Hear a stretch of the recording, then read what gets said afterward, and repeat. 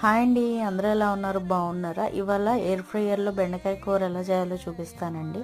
కొద్దిగా ఆయిల్, కొద్దిగా ఉప్పు, కారం, బెండకాయ ముక్కల్లో కొద్దిగా పసుపు వేసి ఎయిర్ ఫ్రైయర్లో 200 డిగ్రీస్ 15 మినిట్స్ పెట్టండి. ఫస్ట్ నేను 180 డిగ్రీస్ పెట్టాను, దాంట్లో అవ్వలేదు.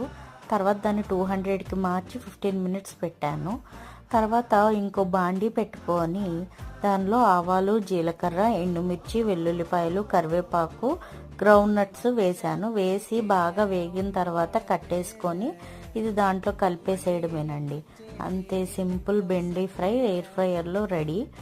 అండ్ ఉట్టిగా మనం పెరుగు పచ్చడి అలా చేసుకునేటప్పుడు ఈ బెండకాయల్లోనే పెరుగు తాలింపు వేసుకుంటే బెండకాయ పెరుగు పచ్చడి అయిపోతుందండి. అండ్ ఎయిర్ ఫ్రైయర్లో బెండకాయ కూర చాలా ఈజీగా చేసేయచ్చు. మీరు ట్రై చేసి ఎలా వచ్చిందో చూడండి, చూసి కమెంట్ చేయండి.